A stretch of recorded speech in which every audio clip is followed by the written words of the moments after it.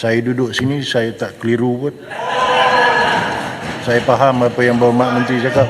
Tanggungjawab kita sekarang bukan untuk melihat kepada benda yang lama, tetapi untuk menyelesaikan masalah gaji tertunggak 24 orang pekerja. Dengan YB minta kerajaan negeri cepat-cepat selesaikan. Kalau boleh sebelum Hari Raya Aidilfitri, kalau boleh minggu ini juga. Jangan.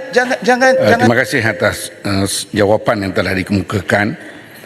Di mana kalau kita sedia maklum, baru-baru ini pun ada satu tular berkenaan satu memo daripada Ibu Pejabat Jabatan Tenaga Kerja Semenanjung Malaysia berkait satu arahan siasatan pemeriksaan berkanun terhadap Pusat Asuhan Tunas Islam Pasti, Sekolah Rendah Islam Teras, Sekolah Rendah Integrasi Teras Islam, Sekolah Menengah Integrasi Teras Islam. Mohon Menteri jelaskan secara terperinci berkaitan memo yang tular ini untuk mengelak sebarang spekulasi dalam kalangan masyarakat. Adakah siasatan ini juga berkait dengan isu caruman KWSP dan tunggakan gaji atau bagaimana? Dan apakah tindakan bantuan kementerian kepada mereka yang tidak dapat gaji dan apakah tindakan seterusnya kepada majikan? Terima kasih. Yang Berhormat Menteri. Dia lencong sikit. Lencong jauh sikit. Dia ada dua soalan. Satu ialah soalan tentang isu pasti, dan satu lagi soalan tentang bantuan yang diberikan oleh kementerian. Saya jawab dulu. Mungkin komponen kedua iaitu bantuan yang diberikan oleh kementerian kepada pekerja yang mungkin diabaikan oleh majikan dan juga kes-kes kelewatan gaji. Untuk makluman Dewan Yang Mulia ini, mana-mana pekerja yang terlibat dengan kes tunggakan bayaran gaji oleh majikan boleh hadir ke Pejabat Tenaga Kerja PTK di cawangan yang berdekatan bagi mendapatkan khidmat nasihat. Dan pekerja juga dinasihatkan seperti dalam kes yang saya sebut tadi untuk memfailkan kes buruh di PTK cawangan yang berdekatan bagi menuntut bayaran gaji yang tidak diterima. Kes buruh yang difailkan di PTK cawangan akan dikendalikan melalui Mahkamah Buruh bagi menyelesaikan tuntutan kewangan oleh pekerja terhadap majikan sebagaimana dalam peruntukan di bawah Seksyen 69 Akta Kerja 1955. Pendirian kita adalah tegas dan tetap, iaitu pekerja berhak kepada gaji. Justru Kesuma akan menguatkuasakan Akta Kerja ini dengan sepenuhnya. Bagi soalan komponen satu pula, saya nak jawab senang. Negara kita ada raja, ada undang-undang. Tak kira siapa sekalipun, syarikat swasta, syarikat kerajaan, tak kira di negeri mana, Kedah, Pulau Pinang, tak kira parti politik mana, DAP ke, PAS ke, semua kena ikut undang-undang. Untuk Kesuma saya dah cakap tadi, pendirian kita tetap dan tegas. Pekerja berhak ke atas gaji mereka dan benda ini jangan main-main. Kita tidak akan kompromi, tak kira anda siapa. Saya cakap swasta ke, kerajaan ke, parti politik ke, bukan parti politik ke, Kesuma akan ambil tindakan jika hak pekerja tidak dibelah. Kalau tidak buat salah, jangan khawatir. Kita akan bantu. Terima kasih. Silakan Yang Berhormat Datuk Alostar. Terima kasih Datuk Yang di-Pertua. Terima kasih Yang Berhormat Menteri. Soalan itu mengenai tempoh tindakan yang nak diambil kepada majikan. Bercakap mengenai syarikat di bawah MBI itu Kedah Agro. Di tangan saya ini ada laporan Ketua Audit Negara tahun 2017 tentang Kedah Agro.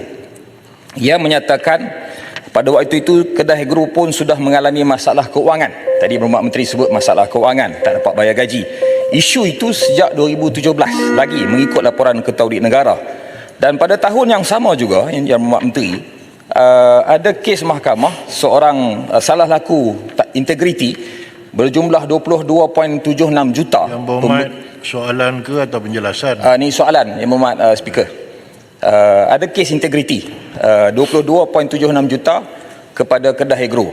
Jadi maknanya pada 2017 lagi sudah ada isu yang melibatkan salah tadbir urus dan keuangan. Soalan dia Yang Berhormat Speaker, mengapa 8 hingga 9 tahun baru isu ini timbul dan nak diambil tindakan oleh JTKSM tadi?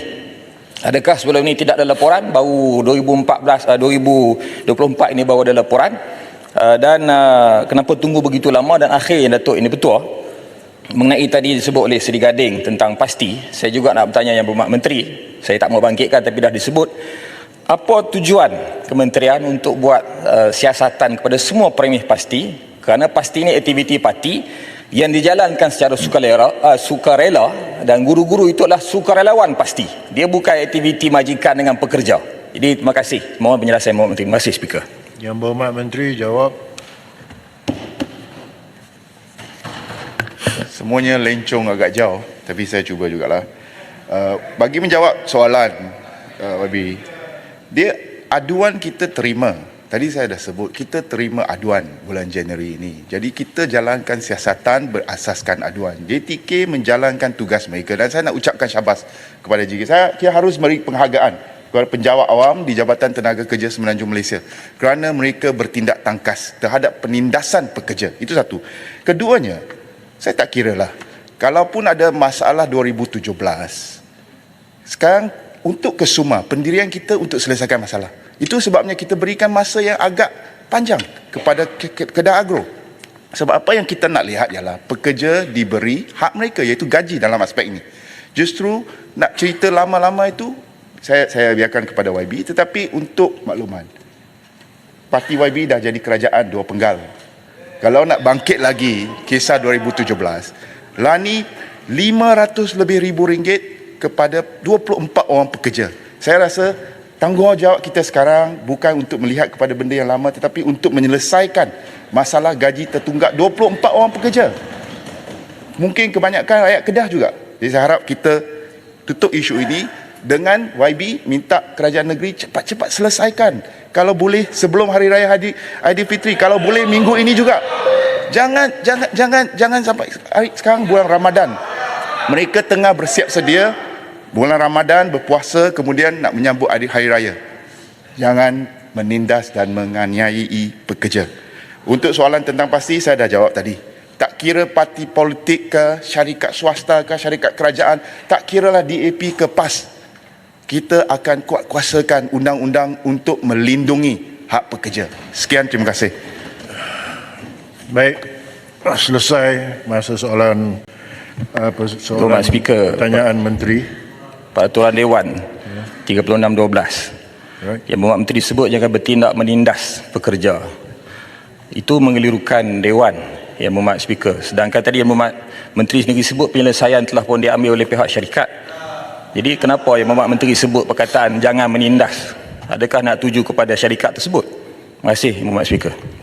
Yang Berhormat Alustar 36/12 mengelirukan. Saya duduk sini, saya tak keliru pun. Saya faham apa yang Berhormat Menteri cakap. Jadi kita move on kepada agenda seterusnya ya.